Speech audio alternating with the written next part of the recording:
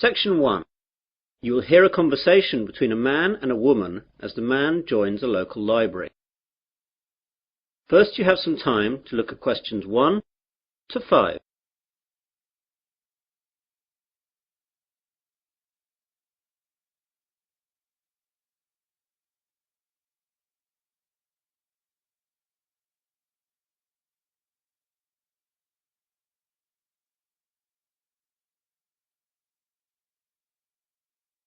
You will see that there is an example.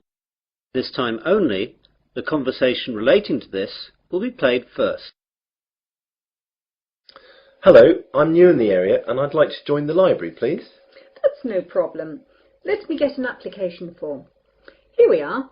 Now, all we have to do is fill this in and then I'll get you to sign it and you'll be a member. Great. Now then, what's your full name? Peter Adrian Camden.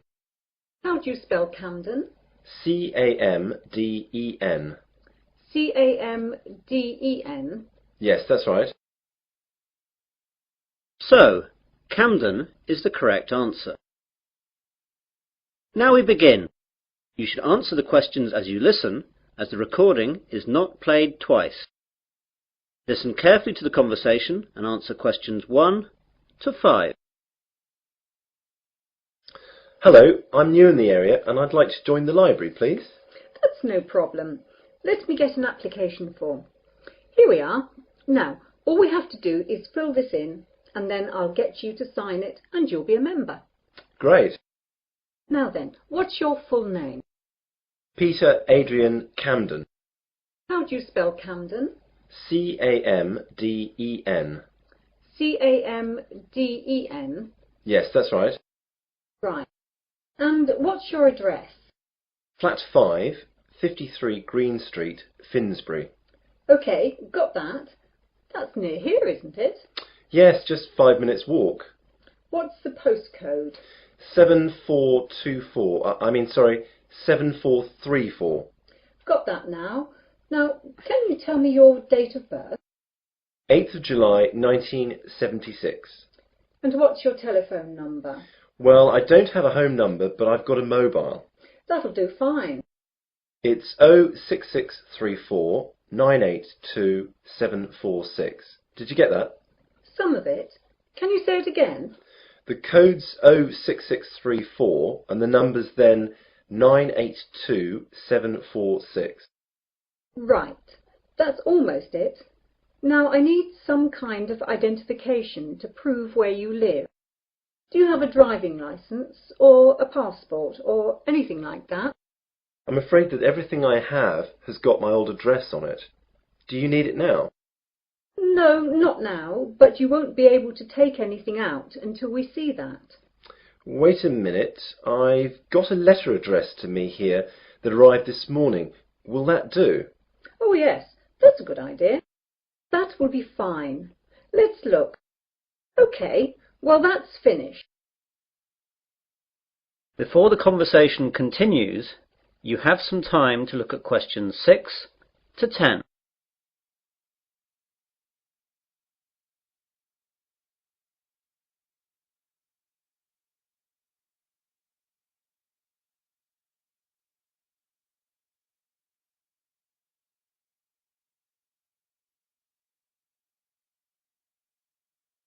Now listen carefully and answer questions 6 to 10. Could I ask you a few questions? The council that runs the library is running a survey to find out what kind of books people prefer so that they can direct their buying. Yeah, no problem. OK, so what type of books do you like? Well, I'm very keen on mysteries. You know, when a detective is trying to find out who did the murder.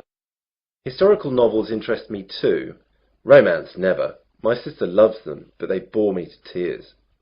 I quite like books on animals too. I get them out sometimes. Not science fiction either. Too weird.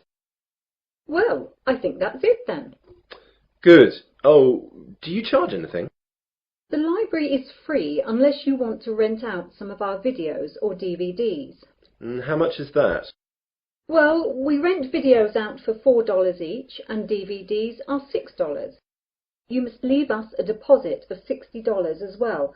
That's returnable, of course. I don't think I'll get any of those just yet. Can I pay later? Sure, just give the money in when you're ready to rent them out. Well, thanks very much. You've been very helpful. I might take a book out now for the weekend, if that's okay. Go ahead. Well, goodbye. That is the end of section 1. You will now have half a minute to check your answers.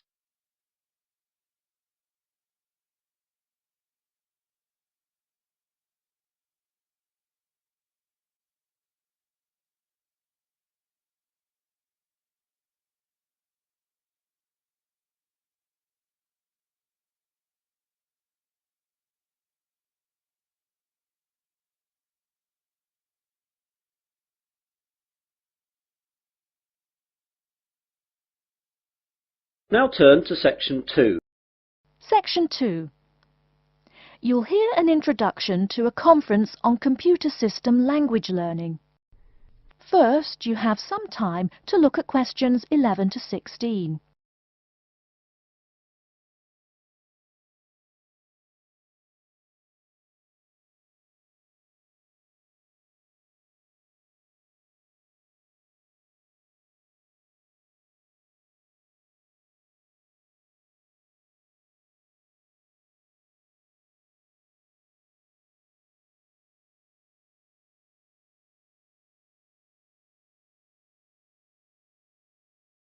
Now, listen carefully and answer questions 11 to 16.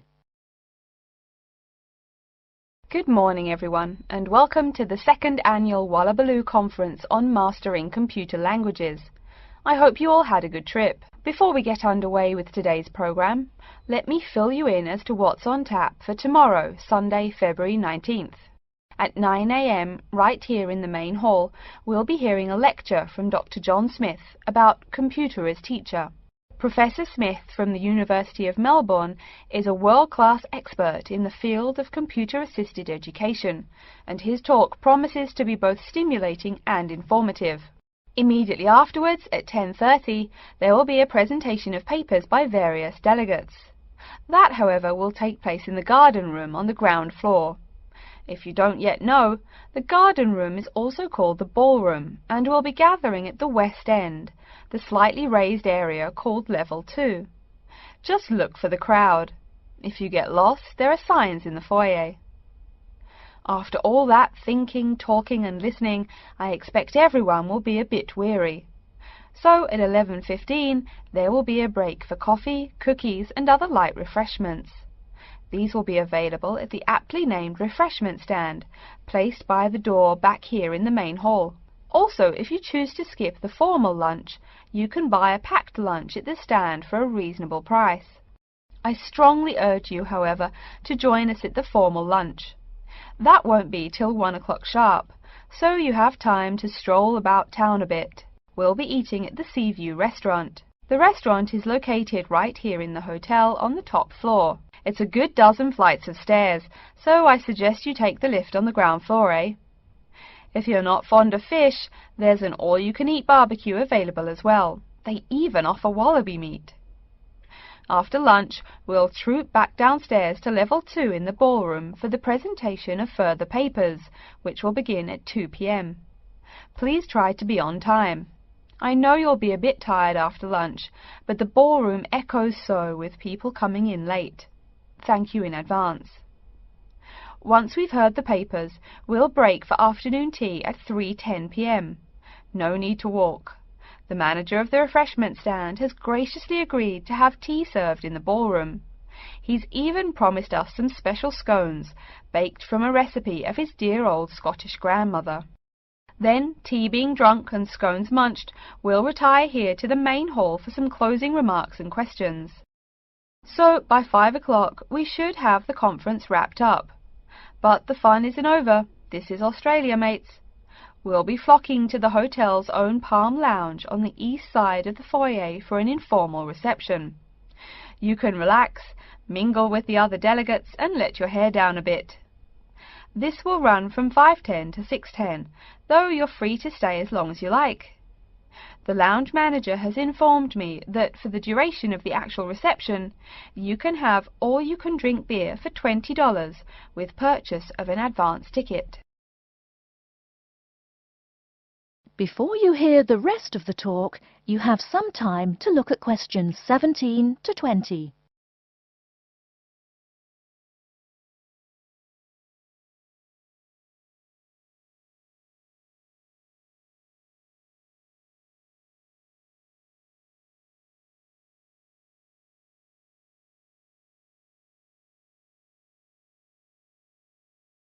Now listen and answer questions 17 to 20.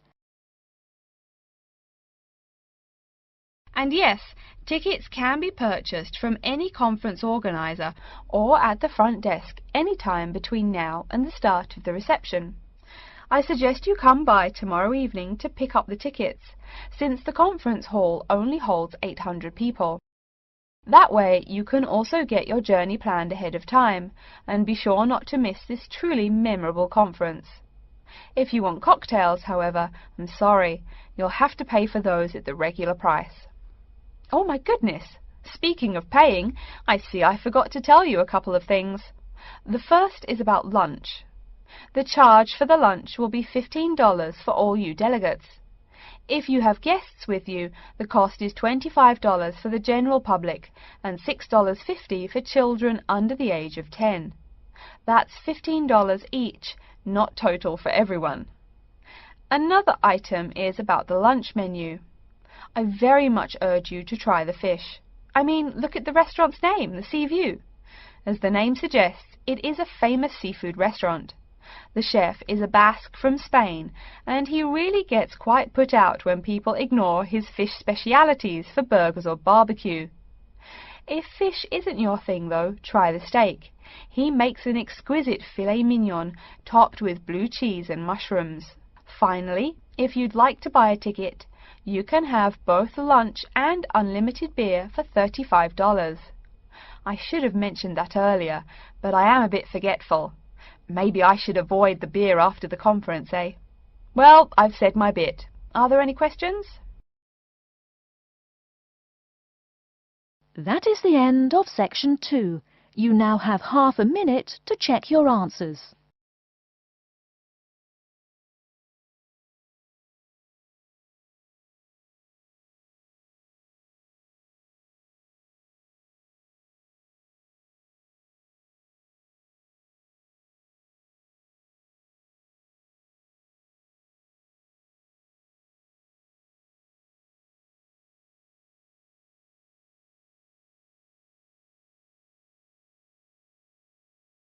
Now turn to section 3.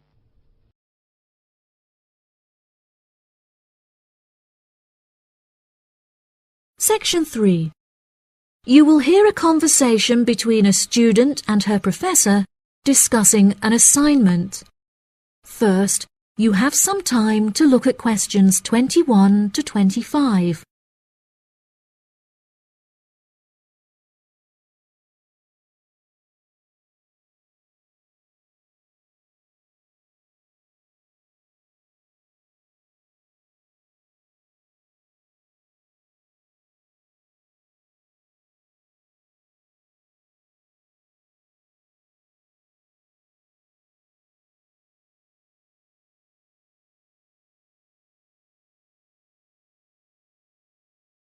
Now listen carefully and answer questions 21 to 25. Excuse me, Dr. Thompson. May I speak to you for a minute? Of course. Please come in. I'm Alexandra Jones. I'm studying business here at the university, and for my assignment I have to carry out a survey of people who own their own organizations. I heard that you are the founder of your own company, and I was wondering if I could ask you some questions about it. Yes, of course. Please fire away. Okay, great. We'll get started. Did you encounter any problems whilst you were starting your company? Actually, it was not as hard as I anticipated. I started out with very clear objectives, so I knew exactly what I wanted my corporate identity to be. It was very difficult to find the correct premises, as the property market in London is so competitive, but eventually I found the perfect site. The hardest part was structuring the business, as I had no formal template, so I had to create it myself. Yes, that is very impressive. Was it difficult dealing with staff? It's always tricky trying to satisfy a group of people with varying interests. However, I didn't encounter many problems. I found it very important to make the staff feel appreciated. So I hosted a staff day where we could all introduce ourselves and get to know each other as individuals. I was also able to talk to them about the type of work that they would be doing and gave them the opportunity to share with me the issues they had with the allocation of the work. Okay. Did you hire a management team or did you take on the role of the manager? Oh no, I already had enough tasks to take care of. I employed someone else to take on the role of the manager. However, he never consulted me before making decisions, so I was forced to let him go and hire someone else. And what did the other staff think of the new manager? They had a great deal of respect for him. It definitely helped that I consulted with them before hiring him. They were surprised that he has been so successful in his role at the company, despite the longer meeting hours. Since the company opened, has it had any great achievements? There are many aspects of the company that I am pleased with. However, there is one achievement of which I am particularly proud. I wanted a mural painted to brighten up our entrance area, so I decided it would be a great idea to invite the local primary school to create one for us. The youngsters had a great time, and I know they were thrilled to be included. Oh, that's lovely. Before you hear the rest of the conversation, you have some time to look at questions 26 to 30.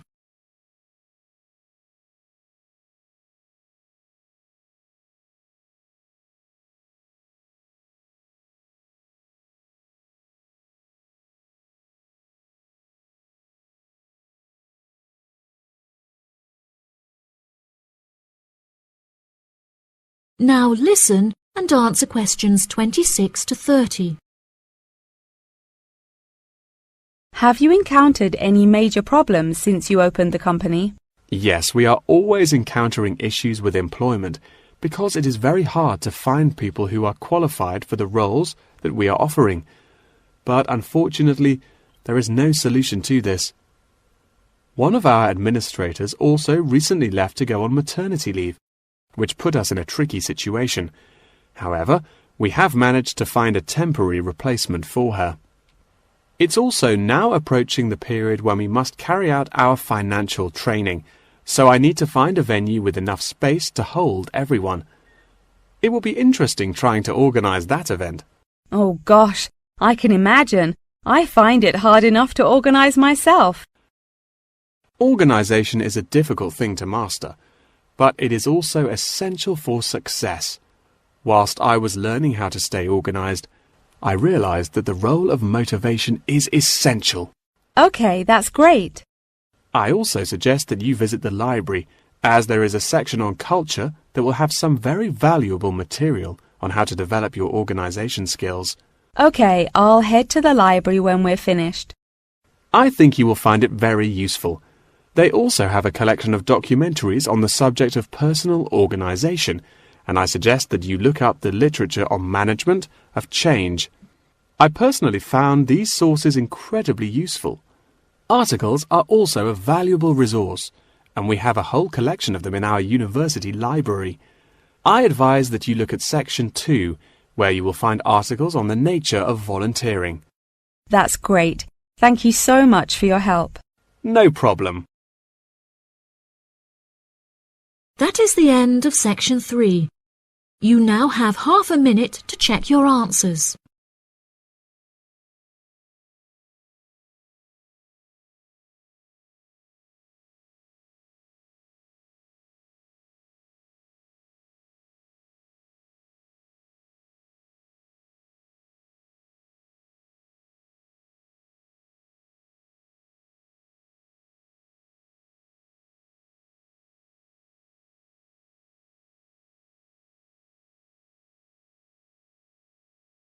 Now turn to Section 4. Section 4. You will hear part of a lecture about how to give a quality speech. First, you have some time to look at questions 31 to 40.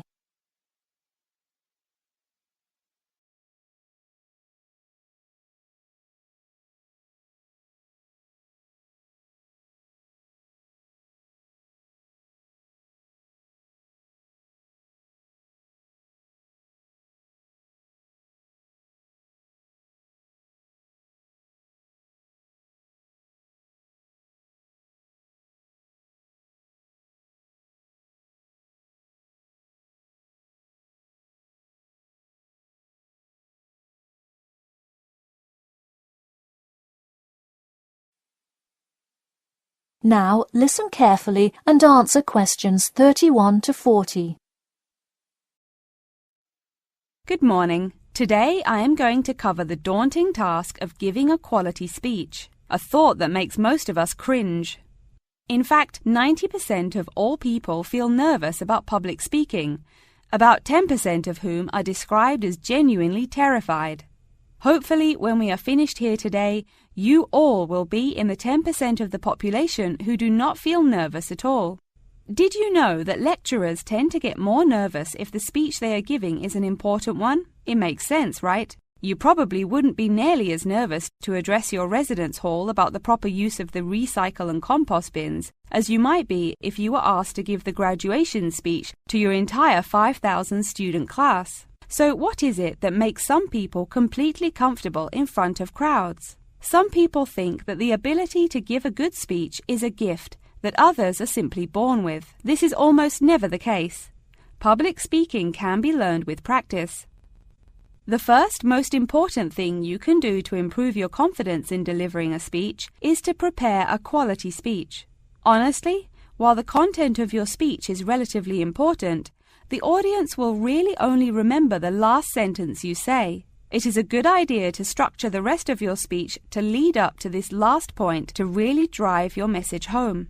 This is a good way to ensure that your speech is well organized.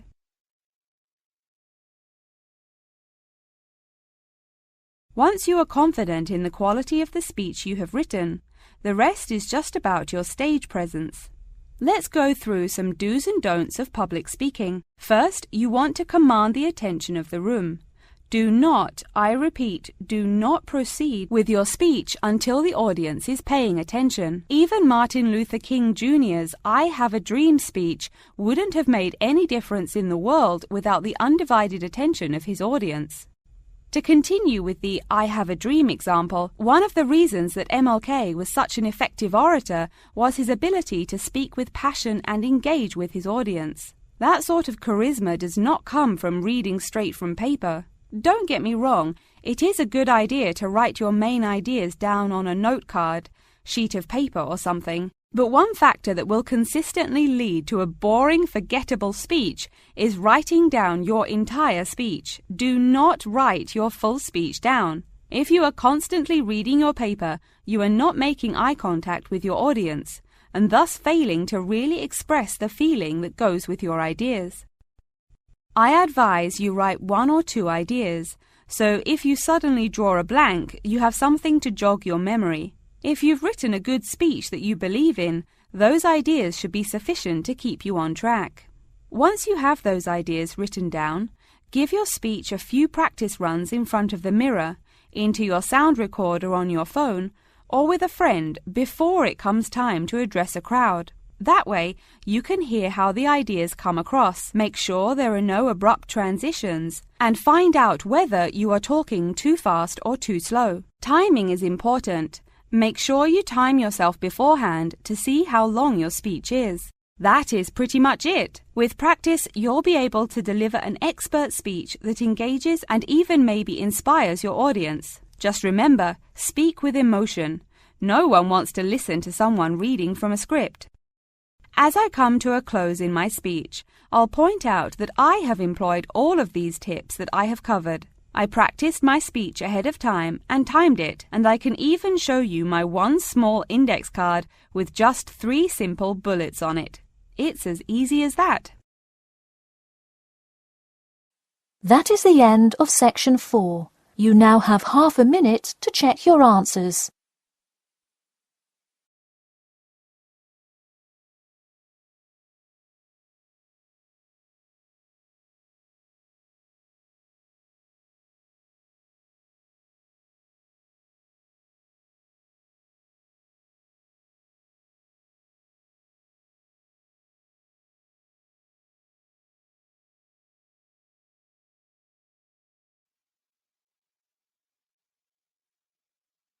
That is the end of the listening test.